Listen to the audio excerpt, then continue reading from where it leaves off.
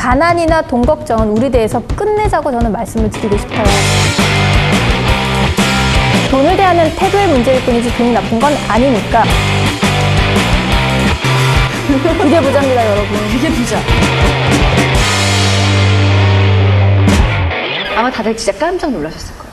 유수진 대표님을 맘스라디오에서 만날 수 있다니 아마 정말 이러면서 보실 것 같아요. 아니 무슨 말씀이세요? 이 엄마들 사이에서 가장 잘 나가는 매체가 이 맘스 라디오 아닙니까? 저는 그렇게 알고 왔습니다만. 맞습니다. 어떻게 하셨어요? 아니 엄마들하고 만나려면 당연히 맘스 라디오를 제일 먼저 나와야죠. 그렇죠, 맞아. 우리 유수진 대표님 정말 잘 나와주셨어요. 실은 이렇게 말씀하시지만 저희가 섭외하기가 정말 힘들었습니다. 예, 굉장히 노력을 많이 했어요. 제가 우리 유수진 대표님을 알고 지낸 지 굉장히 오래됐는데 요즘에 이제 주위 사람들이 유수진 대표님 이제 책을 읽고 이제 제가 좀 친분이 있는 걸 알고 굉장히 좀 많은 얘기를 하는데 이제 이런 얘기들을 하시더라고요. 뭐 워낙 많이 들으셨겠지만 일단 정말 부자가 되는 게 되게 막연했는데 이분 책을 읽으니까 왠지 그 부자라고 하는 막연함이 굉장히 현실적으로 내 눈앞에 다가오는 것 같은 느낌을 받았다. 굉장히 희망적이라는 너무 생각을 감사하네요. 네. 정말 많이 하셨고 두 번째는 저 같은 사람도 들으면 뭔가 좀 와닿을 만큼의 좀 쉬운 접근 방법 그리고 뭐부터 시작해야 될지에 대한 뭔가 좀 그러한 현실적인 솔루션. 그렇죠. 현실적인 솔루션을 제안을 해주시기 때문에 너무 좋다라는 얘기들을 참 많이 해주시더라고요. 네, 제가 저도 그 자산관리사를 처음 시작을 할 때는 비과세가 뭔지도 모르는 상태로 교육을 받기 시작했었거든요. 그런데 이게 내가 금융을 공부를 함에 있어서 공부를 위한 공부를 할 필요는 없겠더라고요. 그러니까 내가 은행 가가지고 직접 고객의 입장으로 그 상담을 받아보는 거예요. 질문도 해보고 주택 청약 같은 경우에도 이제 우리가 아파트를 분양받는 프로세스도 제대로 모르시는 분들도 사실 계시거든요.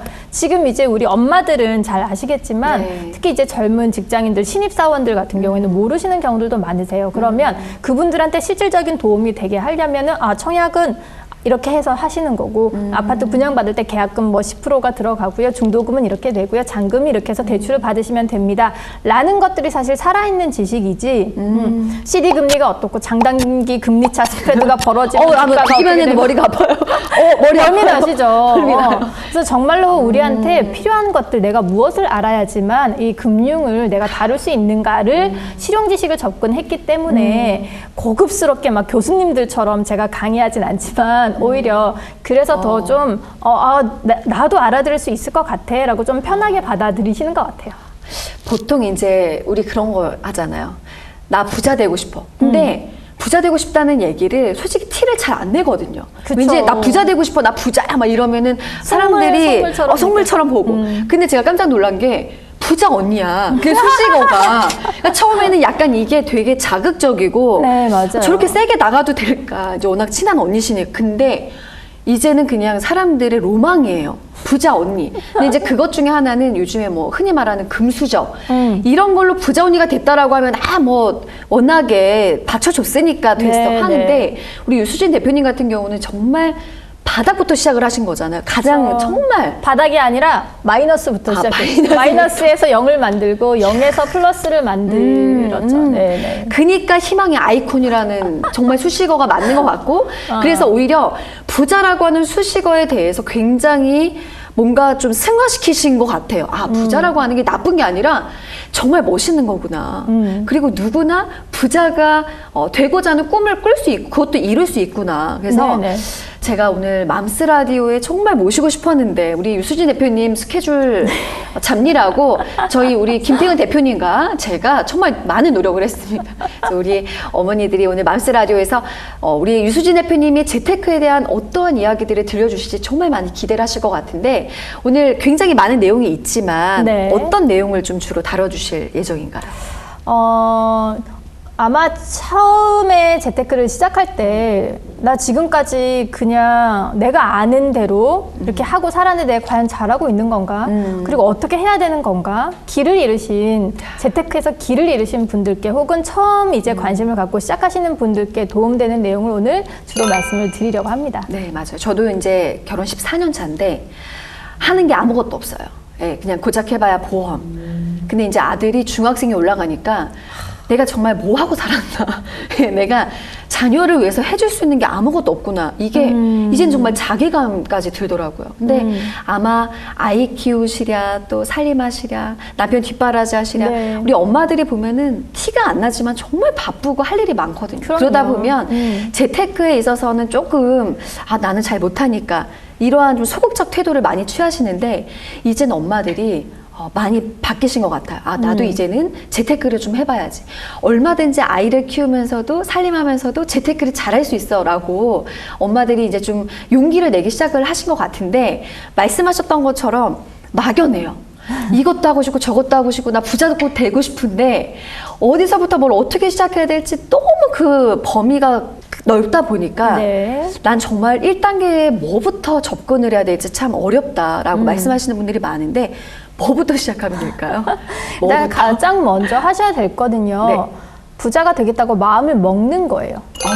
마음을 먹는 네, 거. 마음을 먹는 거예요. 여러분들께서 재테크를 하실 때 항상 목표 자체가 내 집 마련. 그쵸. 내 집 마련 이외에는 없어. 큰 목표가 없으세요. 없어. 그렇죠.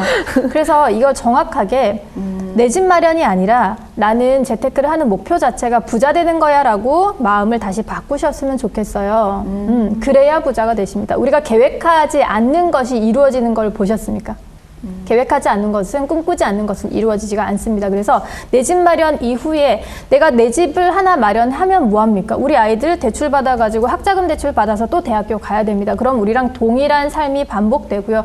내 아이한테도 돈 걱정하는 인생을 물려주고 싶으시지 않으시잖아요. 그렇죠? 네. 가난이나 돈 걱정은 우리 대해서 끝내자고 저는 말씀을 드리고 싶어요. 그러려면 우리가 목표가 내 집 마련 이어서는 안 되십니다. 부자가 되셔야 돼요. 자, 그러면 그럼 부자가 뭔데? 나는 부자까지 바라지도 않고 막 나는 돈돈하고 살고 싶지 않아 라고 또 말씀하시는 분들 계실 겁니다. 근데 돈이 나쁜가요? 돈 좋죠. 돈 좋죠. 정말 좋죠. 네, 필요하니까. 제가 어쩌다 어른에서 돈 얘기로 이제 방송을 했었잖아요. 네. 근데 그간에는 굉장히 훌륭한 선생님들이 나오셔서 인문학적인 얘기들 그리고 굉장히 그 좋은 지식들에 대한 것들을 강의를 해주셨었어요. 그러다 이제 갑자기 돈 얘기를 하니까 거기에서 딱 그 거부 반응 일으키시는 분들도 계셨었어요. 그래서 악플이 굉장히 많이 달렸다고 얘기하시더라고요. 근데 저는 솔직히 악플에 별로 신경 쓰는 스타일이 아니기 때문에. 저를 싫어하십니까? 아유, 그럼요. 대한민국 국민이 다 어떻게 저를 좋아합니까? 문재인 대통령님께서도 투표하실 때 지지율이 50%가 안 넘으셨는데 괜찮습니다. 근데 이제 그런 반응들을 보면 돈에 대해서 별로 이렇게 좀 왜 저렇게 대놓고 돈 얘기하지? 하는 걸 싫어하시는 분들이 분명 많으신 것 같아요. 그래서 여기서부터 저는 조금 짚고 넘어갔으면 좋겠습니다. 네. 돈 나쁜 건가요? 아니요, 안 나쁩니다. 네. 돈이요. 저는 돈이 나쁜 게 아니라 돈을 대하는 태도의 문제라고 생각을 해요. 저 사람한테 가면 도박하고 술 먹고 나쁜 일 했을 거 나한테 와. 그러면 내가 힘든 아이들 도와주고 밥 굶지 않게 도와주고 아이들 학교 가게 도와주고 나 좋은 일 했을 거야. 이렇게 하면 돈이 나쁜가요? 아니요, 돈은 나쁘지 않습니다. 돈을 대하는 태도의 문제라니까, 그렇죠? 그래서 돈을 대하는 태도의 문제일 뿐이지 돈이 나쁜 건 아니니까 우리가 부자가 된다라는 것도 나쁜 건 아니라는 거예요. 네. 자, 근데 지금까지 우리가 봤던 부자들의 모습 중에 혹시 우리 이민아님은 멋있는 부자, 내 마음속에 정말 멋있는 부자, 닮고 싶은 부자, 롤모델이 될 만한 부자가 혹시 있으세요? 저는 좀 안 믿으시겠지만 유수진 대표 정말 제 롤모델이에요. 너무 멋있어요. 진행자 좀 바꿔주세요. 너무 이분이 고슴도치 진행자입니다. 안 되겠습니다. 유수진 대표님 좀 되고 싶어요. 진짜로요. 이렇게 좀 왜냐하면 유수진 대표님은 일단 당당함이 넘치잖아요. 당당하고 예쁘고 그리고 정말 사람들한테 좋은 영향력을 끼치고 계시고 그리고 보이지 않게 좋은 일도 되게 많이 하세요. 그러니까 처음에는 그냥 딱 봤을 때는 너무 화려함을 추구하고 뭔가 그런 분이시지 않을까라는 오해를 했는데 어떻게 보면 어떤 부분에 있어서는 정말 검소하시기도 하시고 근데 그 돈을 너무 잘 쓰시는 거예요. 너무 멋지게. 그러니까 저는 진짜 돈 벌면 우리 유수진 대표님처럼 살고 싶다. 그런 생각을 많이 했어요. 근데 왜요? 진행에 차질이 빚었습니다. 과도한 묻지 친구로 마세요. 인해서 진행에 차질을 빚었네요. 근데 이제 대부분의 사람들이요, 멋있는 부자라고 하면 떠오르는 분들이 별로 없으실 겁니다. 특히 한국에서는요. 그래서 이것이 우리나라의 사회적 나이와도 관련이 있습니다. 우리가 전쟁 끝나고 사실 이제 우리 광복되고 그쵸. 그다음에 6.25 전쟁 끝나고 네. 본격적으로 민주주의와 자본주의가 시작된 것이 불과 몇십 년 지나지 않았거든요. 그래서 각 나라마다 사회적인 나이가 존재합니다. 먹고 사는 문제에서 벗어나서 좀 나의 라이프 스타일을 들여다보고 그것을 넘어서 또 사회적인 안전망이나 복지나 아니면 다른 사람들한테 베푸는 것, 사회로 돌려주는 것에 대해서 분배에 대해서 고민할 수 있는 것들은요, 어느 정도 사회가 성숙해야 사실 나타날 수 있는 모습들인데 우리나라는 아직까지 거기 가기에는 나이가 조금 젊은 거죠. 네. 근데 이제 반면에 그 유럽의 성숙한 나라들은요, 그들은 1800년대에 벌써 그 시민혁명이 일어났지 않습니까? 네. 그렇죠? 그래서 그때부터 자본주의가 시작이 됐고 사유재산을 인정해라, 인간은 모두 다 평등하다라고 인권혁명이 인권선언이 있었던, 그러면 지금 벌써 그들의 역사는 우리보다 훨씬 더 몇 배나 오래됐잖아요. 그러다 보니 그들은 성숙한 사회라는 거예요. 근데 우리는 아직 그렇지 않기 때문에 아직 부자의 모습이 멋있거나 우리가 존경할 만하다 하는 분들이 많지 않은 거죠. 근데 뭐 최근에 우리 오뚜기 회장님 너무 멋있지 않으십니까? 그렇죠. 그리고 예전에 우리 경주의 최부자댁, 그 집, 그 최부자댁 근방 백리안에 굶어 죽는 사람이 없게 해라 라고 해서 그때 이제 흉년이 오거나 하면 곡간을 다 열어서 나눠주셨대요. 그러니까 이런 멋있는 부자들도 사실 있으시나 수가 많지 않다 보니까 우리가 부자는 왠지 좀 갑질할 것 같고 잘난 그렇- 척만 할 것 같고 그쵸. 자기네들의 사리사욕만 챙길 것 같고 그리고 뭔가 정권이랑 결탁해서 맞아요. 얼마 전에 있었던 우리 시리 언니처럼 시련이 시련이 그런 분들처럼 이렇게 좀 안 좋은 모습으로 부를 이루시는 분들을 많이 봐왔던지라 네. 이미지는 안 좋으신 것 같아요. 근데 저는 그래요. 부자 우리 때에서부터 그 모습을 바꾸시면 되지 않냐라는 생각이 있습니다. 우리가 아름다운 부자의 모습, 멋있는 부자의 모습을 만들면 되거든요. 네. 근데 이제 부자가 됐을 때 내가 왜 부자가 되어야 되는지에 대한 이유를 좀 가지고 부자가 되시면요, 저는 충분히 아름답고 멋있을 수 있다고 생각이 들어요. 돈 버는 것 자체, 나 돈 많이 버는 것 자체가 목표였어. 그래서 부자가 되셨어요. 그러면 그 이후에는요, 할 일이 없으시다라는 거예요. 나 돈 많은 게 목표였어. 그래서 부자가 됐어. 부자가 되고 나니까 이제는 나 뭐하지? 이거를 지키셔야 되는 거예요. 그리고 할 일도 없으니까 아둥바둥 하시고 돈 한 푼에도 발발 떨고 하는 구두쇠, 우리가 싫어하는 그런 부자의 모습을 보이시는 거고요. 이런 분들을 보면 사실 우리 멋있다고 생각 드시나요? 안 되죠, 안 되죠. 별로. 그쵸. 네. 네. 어떤 괜히 때는 꼴 보기 싫죠. 그쵸. 네, 네. 부러우니까. 근데 반면에 만약에 나 부자가 되는 목표가 나 정말 힘든 아이들을 도와주기 위해서 나 부자가 되고 싶어 라고 하신 분이 만약에 있어요. 이분이 부자가 되셨어요. 그러면 이분은 그 이후에도 할 일이 있으신 거죠. 그렇죠. 아이들을 위한 장학재단을 설립하시고 그리고 정말 힘든 아이들, 그리고 뭐 복지의 사각지대에 놓여있는 아이들을 도움을 주신다거나 그러면 그 행보들이요, 부자이지만 충분히 아름답고 멋있지 않겠습니까? 네. 그렇죠? 그러면 우리도 이렇게 아름다운 부자의 모습을 우리가 만들어 나가시면 되니 꼭 부자라고 해서 나는 부자 안 될 거야, 난 굳이 그렇게 살고 싶지 않아 라고 하실 이유가 하나도 없으시다라는 거예요. 네. 자, 그러면 이제 부자가 되시겠다, 부자 한번 돼보자라는 생각이 드십니까? 거부감이 좀 사라지셨나요? 거부감이 없어졌어요. 아니, 부자 돼야지. 부자 돼서 흥청망청 이게 아니라 정말 좋은 일에 나도 멋지게 한번 돈도 쓰고 좋은 일도 하고, 일단은 좋은 일도 우리가 돈이 있어야 할 수 있잖아요. 더 그럼요. 많은 일들을 할 수 있잖아요. 그러니까 부자가 되기 위한 편견을 벗어던지고, 부자에 대한 부정적 편견을 벗어던지고, 내가 정말 왜 부자가 돼야 되는지에 대한 분명한 목표 설정을 올바르게 한다면 아무도 거부감이 없이 부자가 안 될 이유가 전혀 없을 것 같아요. 그렇죠. 그리고 우리가 부자가 된 다음에 사회를 어떻게 돌려줄 것인가를 네. 고민하신다면 충분히 멋있는 부자가 되실 수 있을 테니까요. 자, 네. 그러면 제가 진행을 하네요. 죄송합니다. 버릇이 돼가지고. 그러니까요. 저 갈래요. 죄송합니다. 네, 우리 백나비 여사님, 네, 진행 부탁드립니다. 자, 그러면 이제 부자에 대한 부정적 편견을 벗어 던지고, 그리고 일단 이제 우리가 시작을 해야 되잖아요. 네네. 부자 되기 위한 프로젝트로 시작을 해야 되는데, 네, 그러면 첫 번째 단계. 첫 번째 단계. 네, 첫 번째 단계는 목표를 명확하게 핏빛처럼 선명한 목표를 가지시는 겁니다. 네. 네, 이게 우리가요, 항상 나 부자 되고 싶어, 나 돈 많이 벌고 싶어라고 부자라고 말씀하시는데 명확하게 그럼 얼마? 아니면 어떤 형태가 부자야? 나는 그럼 건물주가 될 거야. 건물주가 되겠다면 그러면 몇 억짜리 건물, 몇십억짜리 건물, 그래서 월세가 한 달에 얼마 정도 나오는 물건을 살 거야 라고 명확한 목표를 갖고 있지 않으시다라는 거예요. 그래서 제일 먼저 하셔야 되는 거는 목표를 정확하게 설정하시는 겁니다. 정말 궁금한 게 있는데요. 정말 목표를 잡으면 꿈이 이루어지나요? 목표를 잡으셔야 이루어지건 말건 할 거잖아요. 목표 자체가 없는데 어떻게 무엇인가가 이루어집니까? 계획하지 않는 일은 절대로 이루어지지 않습니다. 그러니까 이게 내가 과연 할 수 있을까? 솔직히 그렇죠. 이런 마음이 있으니까 그런 걸 원하는 것도 너무 부끄러운 거예요. 아니 집도 없는데 지금 내가 무슨 건물주가 돼. 솔직히 이런 마음이 있다 보니까 너무 그냥 자포자기하게 되는 것 같아요. 아니 우리가 꿈꾸는데 돈이 드나요?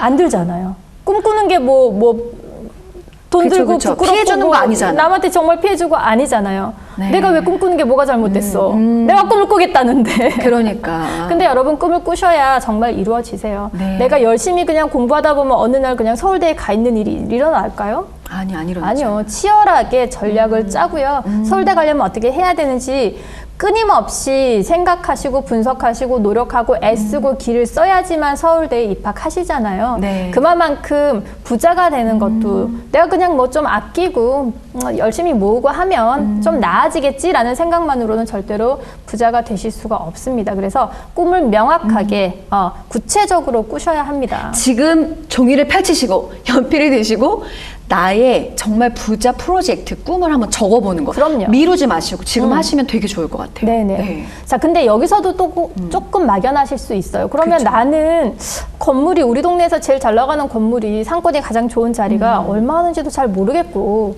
그리고 그 건물을 꼭 가져야 부자인가? 나 이게 부자가 얼마만큼 벌어야 부자인지도 잘 모르겠어 하실 수 있을 것 같아요. 네, 네. 그래서 부자에 대한 정의를 우리가 먼저 짚어보는 게 중요할 것 같은데요. 네, 네. 사람마다 다 다를 것 같아요. 우리 그 미나님은 부자가 뭐가 부자라고 생각이 드세요? 부자요? 일단 저는 너무 이제 제가 삶이 힘들다 보니까 정말 그냥 먹고 사는 거 일단 걱정을 안 하면 좋겠다에 대한 게 진짜 좀 1차적인 저의 니즈고 그리고 제가 하고 싶은 만약에 여행을 가고 싶다. 좀 내가 뭔가 먹고 사는 거에서 자유로워서 네. 내가 하고 싶은 삶을 좀 즐기면서 살 수 있다라면 저는 좀 만족할 것 같아요. 그리고 이제 더 나가면 뭐 진짜 건물도 있어서 월세로 늘 뭔가 먹고 살면서 이제 이렇게 하면은 너무 좋겠죠. 네네. 근데 사실 우리가 바라는 게요. 대단히 큰 부자는 아니시잖아요. 네. 대부분 그냥 나 그 주인 눈치 보고 갑질하는 거 보기 싫으니까 내 집은 하나 있었으면 좋겠고 네네네. 그리고 내 차 한 대 있었으면 좋겠고 아이들 빚내서 학교 가지 않았으면 좋겠고 말씀하신 것처럼 우리 가족들 원할 때 해외여행은 정말 좀 다닐 수 있는 정도 그리고 내가 하고 싶은 거 먹고 싶은 거 애들 입고 싶은 거 입히고 그 정도면 좋겠어요 라고 말씀하시잖아요. 네. 근데 그게 부자입니다.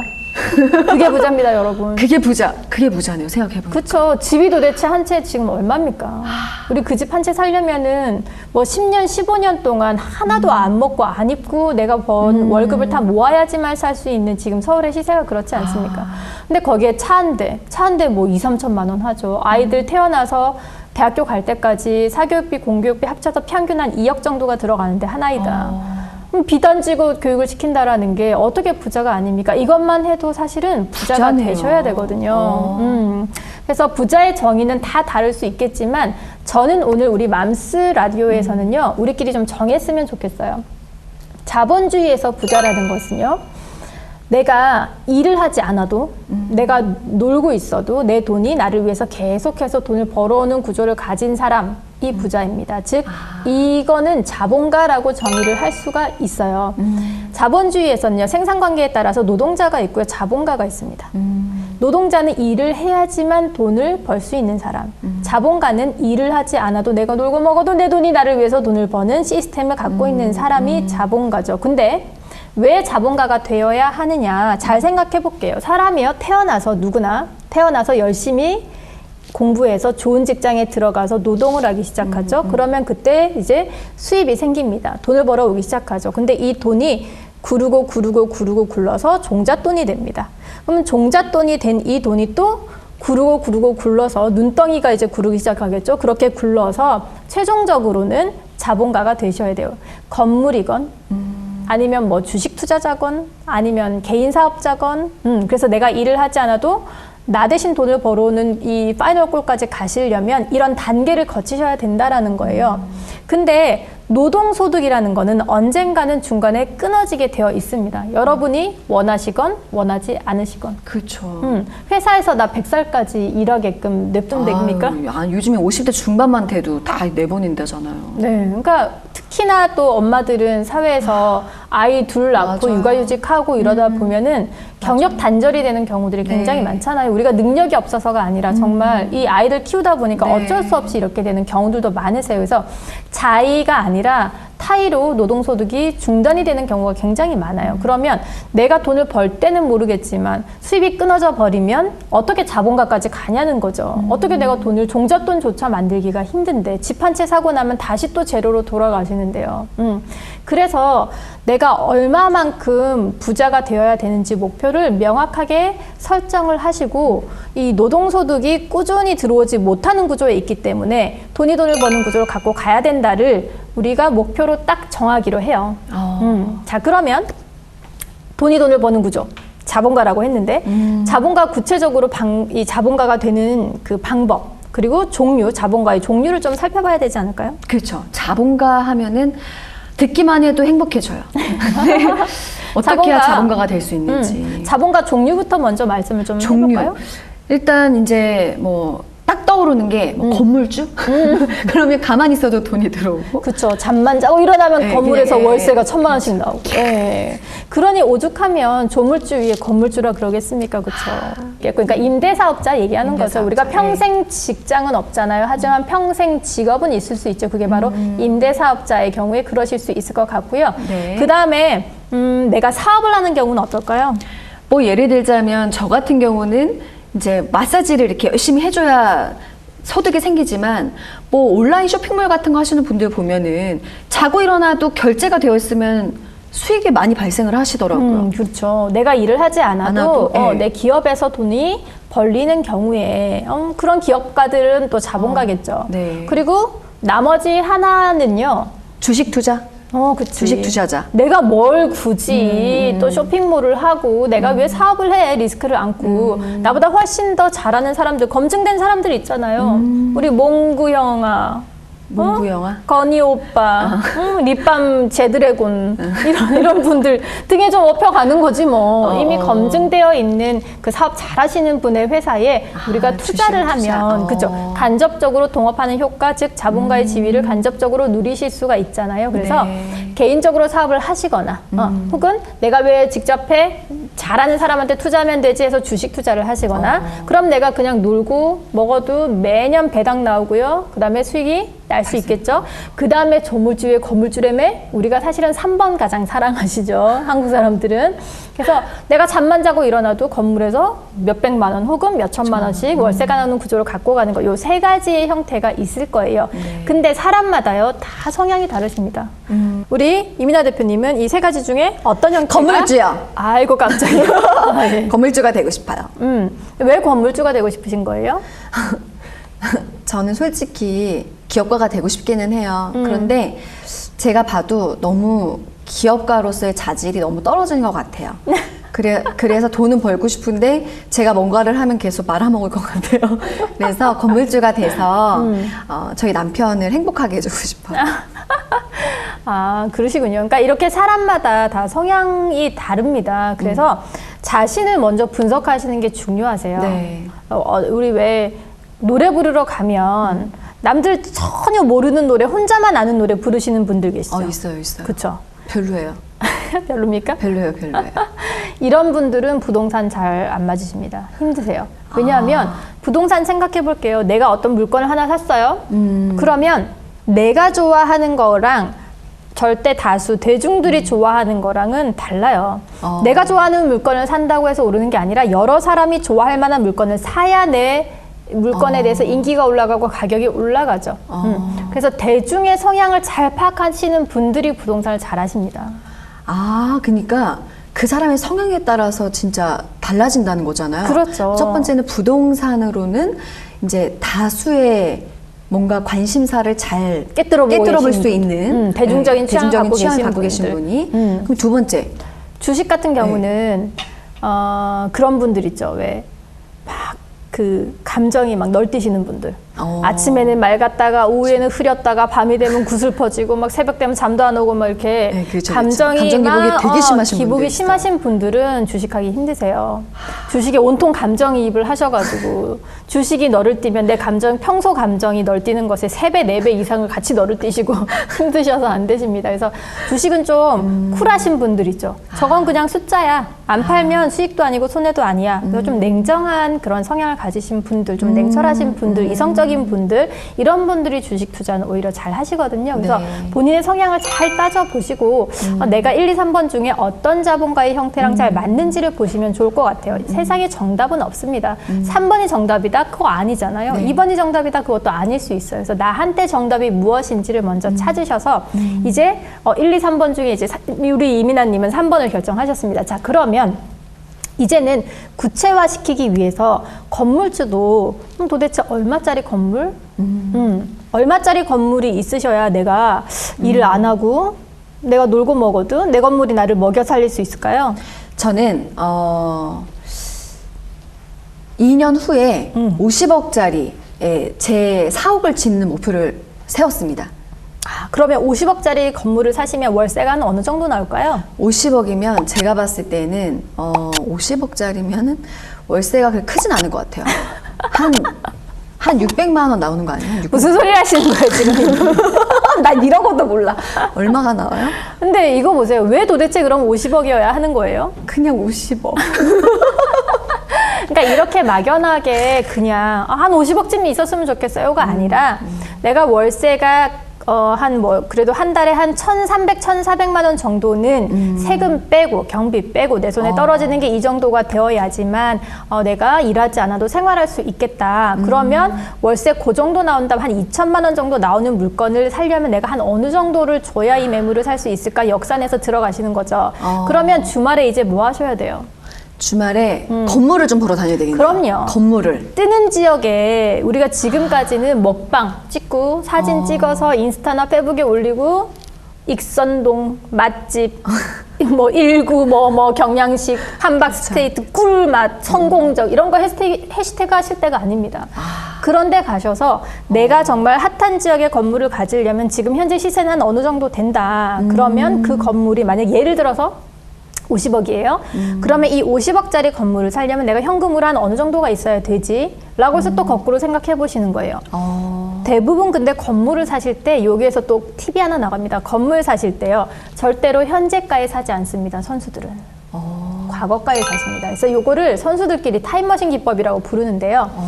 현재가에 사지 않고 과거가에 살 수 있는 방법이 뭐가 있을까요? 그거요. 뭐요? 뭐요?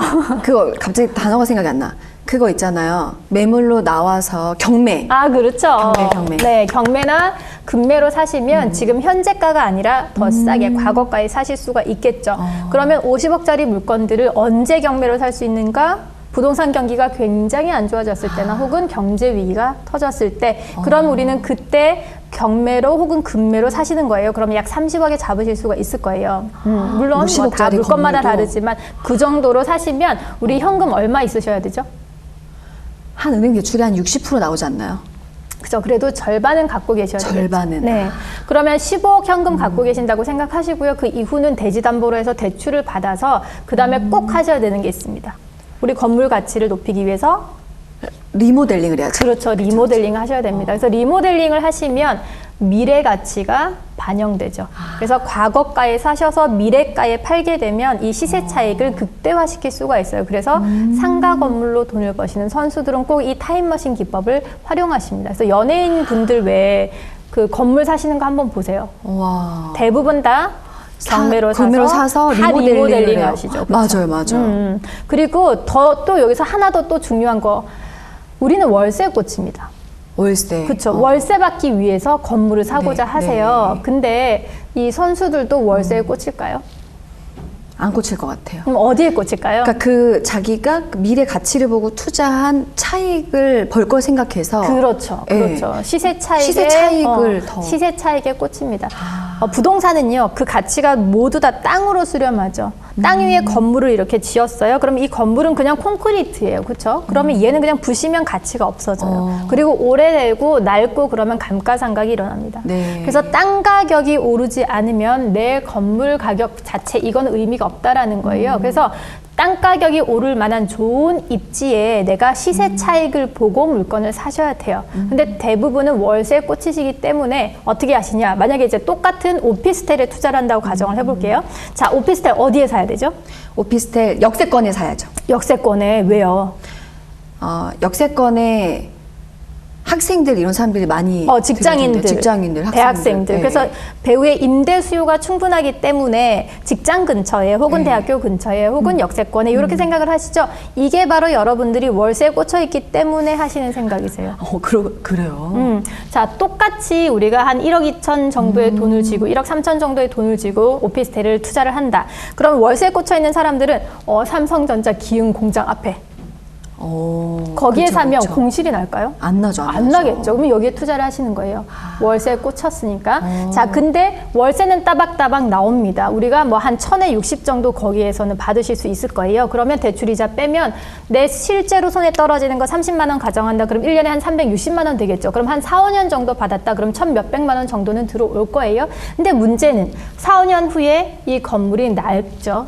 그 주변에 새로운 신축 오피스텔들이 들어오면서 공실이 나기 시작합니다. 그러면 내 물건은요, 월세는 나올지 모르겠지만 가격이 빠지기 시작합니다. 그리고 실제로 매매가 거의 일어나지 않겠죠. 그러면 이게 1억 3천 하던 것이 1억 1천만 원으로 만약에 떨어졌다. 그렇게 해야지만 매매가 일어난다. 그러면 나는 2천만 원을 손해보시는 거잖아요. 그간에 1000몇백만 원 월세 받으셨으면 뭐 하냐는 거예요. 그래서 내 돈 넣고 내가 내 돈 뺏쓰는 상황이 벌어지게 되죠. 그래서 월세 꽂히면 안 된다라는 거예요. 수익성 부동산을 보실 때는 항상 땅의 가격이 올라갈 수 있는가, 그래서 시세 차익을 노릴 수 있는 지역에 꼭 사셔야 됩니다. 그래서 여러분들은 이제 주말에 뜨는 동네를 관찰하시면서 뜰만한 자리는 어디고, 그리고 실제로 나한테 월세를 내가 원하는 만큼의 생활비를 줄 수 있는 물건들은 현재 한 어느 정도 하는가, 그리고 앞으로 뜰 동네는 또 어디인가, 이런 것들을 관찰하고 다니셔야 돼요. 이젠 너무 바빠요. 남편이 뭐 하는지, 뭐 페북으로 뭐 글을 관찰하고, 뭐 댓글을 왜 저 여자가 달았냐, 이거 지금 우리가 볼 시간이 없으십니다. 우리 일 하느냐고 바쁜 거예요. 남편이 여보 우리 이제 외식 좀 할까, 됐고 나 지금 부동산에 가야 되니까. 아니 근데 진짜 이런 시세 차익을 염두에 두고 부동산 이제 투자를 해야 된다. 이게 정말 지금 너무 와닿는데, 일단 저는요 되게 부끄러운 얘기지만 솔직히 지금 아까도 말씀드렸듯이 결혼 14년 차인데 네. 너무 부끄럽지만 아직도 월세예요. 아직도 월세 살고 있어요. 그러다 보니까 솔직히 당장 그냥 월세에 나가는 돈이 200이 넘어요. 그러니까 이게 1년으로 따지면 얼마예요. 근데 저는 지금 14년을 월세 인생을 살았으니까 그걸 생각해보면 속이 뒤집어지는데 딱히 이제 답은 없고 그냥 또 뭐 목돈 만들기 또 귀찮고 힘드니까 그냥 월세를 살았던 거죠. 그리고 또 월세가 집 구하기가 편하니까. 근데 아마 많은 분들이 건물도 건물이지만 지금 당장 뭔가 내 집 마련에 대한 고민들이 많으신데 네네네. 요즘에 역전세 대란도 있고 이슈가 있고 정말 지금 내 집 마련을 하는 게 맞을지 아니면 전세를 가야 될지, 일단 월세는 제가 봐도 아닌 것 같거든요. 이제 돈이 안 모아져요. 정말 너무 힘들어요. 그런데 이게 좀 시기적인 뭐 사회적 분위기도 있을 것이고 이제 사는 게 맞을지 아닐지에 대한 게 또 많은 전문가들이 얘기가 또 워낙 틀리다 보니까 네, 맞아요. 네, 어려워요. 뭐가 정답인지를 모르겠어요. 그거를 아마 많은 또 우리 주부님들이 또 고민하시는 부분일 것 같은데 어떻게 생각하세요? 내 집 마련에 대해서. 근데 내 집 마련에 대해서는요, 정말 대답을 드리는 게 굉장히 어렵습니다. 왜냐하면 개인마다 이 가치를 어디에 두는가가 다 다르시거든요.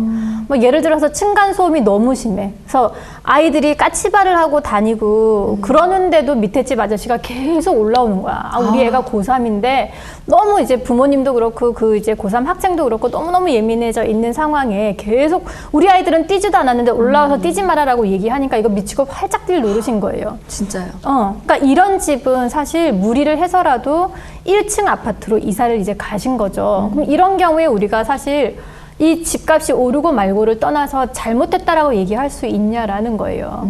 그래서 개인마다 상황이 굉장히 다르시기 때문에 지금 집을 사도 돼요? 아니요, 뭐 지금 경기상 지금 사시는 게 아니에요. 이런 말씀을 드리는 건 사실 굉장히 조심스럽고요. 그리고 물건마다 이제 부동산은 개별 주식 종목처럼 따로따로 분석을 좀 해봐야 됩니다. 전체 경기를 거시적인 흐름을 보는 것도 중요합니다만 내가 사고자 하는 물건지가 정말로 만약에 단지 안에 초등학교가 있어요. 이런 단지는 거의 떨어지지가 않죠, 가격이. 그렇죠. 학교가 있으니까. 네, 그래서 이게 상황이 안 좋아지더라도 가격이 유지되는 단지들이 또 있잖아요. 그러면 이런 단지들은 지금 뭐 경기가 안 좋아질 거니까 집 사지 마라고 할 수 있을까? 그렇지 않다라는 거예요. 그래서 일단은 본인이 우리가 집을 지금 어디다가 구할 건지 물건을 먼저 보셔야 되고요. 그 개별 물건을 먼저 분석을 한 다음에 그 다음에 지금 이런 전망을 좀 해보시고 사도 될지 말지를 결정하시는 거고요. 두 번째는 내가 생각했을 때 이 가치, 내가 정말 지금 딴 거 다 필요 없고 나는 무조건 이 집을 사야 되겠어. 이게 가치가 나한테는 가장 첫 번째 넘버원이야 라고 생각하신다면 또 사셔야 되겠죠. 그래서 집에 대한 것들은 좀 개인들의 어떤 철학이라든지 이런 것들을 고려하셔서 개별 물건의 전망은 또 따로 챙겨보시고 요렇게 가시는 게 좋을 것 같고요. 다만 그 결정을 하실 때 좀 부동산 전문가분들이 계시거든요. 그러니까 부동산 그 공인중개업자분들 말고요. 왜냐하면 공인중개사 분들은 죄송하지만 물건이 거래가 일어나야지만 본인들한테 수익이 떨어집니다. 그렇죠? 네. 그래서 우리가 유료로 상담비를 내더라도 객관적으로 이 매물에 대해서 물건에 대해서 분석을 해줄 수 있고 그리고 그 다음 대안까지도 줄 수 있는 전문가들이 있습니다. 그러니까 이런 분들하고 비용을 좀 들이시더라도 내 전 재산이니까 상담을 해서 지금 현재 가장 내가 정말 절박하게 지금 집을 사야 되는 상황이야. 그러면 그 물건을 좀 체크를 제대로 해보시고 그 다음에 진행을 하시는 게 좋겠고요. 굳이 뭐 집을 내가 굳이 필요하진 않지만 그래도 그냥 나 재테크 해야 되니까 그래도 내 집은 하나 있어야 되고 이런 상황이시라면 지금은 한 2020년 정도 되면 이제 아마 입주 물량이 굉장히 많이 늘어날 것 같아요. 물론 이것도 지역별로 달라요. 그래서 지금이 거의 이제 꼭지로 분위기가 과열돼서 가고 있지 않은가라는 이제 말들이 많죠. 그래서 지금 굳이 집을 사는 것이 가장 베스트 타이밍이다라고는 사실 저도 보진 않습니다. 근데 지역마다 차이가 있을 수 있고 물건마다 차이가 있을 수 있으니 꼭 내가 굳이 사야 되겠다 하신다면 좋은 방법들은 경매로 사시는 방법도 있으실 수 있고요. 금매로 나온 거 사실 수도 있고요. 이 단지는 위기가 와도 버틸 만한 단지니까 지금 들어가도 괜찮다 할 수도 있어요. 그래서 이런 것들은 전문가랑 논의해서 진행하시면 어떨까 싶네요. 네. 뭐 우리가 목표 금액이 이제 15억이다. 그러면 나 도대체 어떻게 15억을 모아야 돼? 라고 여기를 들어가시는 거예요. 나 혼자서만 이거 하면 뭐예요? 우리 남편은 맨날 첨단 기기나 사드리더라고요. 그죠? 근데 룰도 모르고 맨날 투자해. 투자라는 거는 자전거 타는 거 배우시는 거랑 비슷해요. 그리고 좋은 희소식이 있습니다.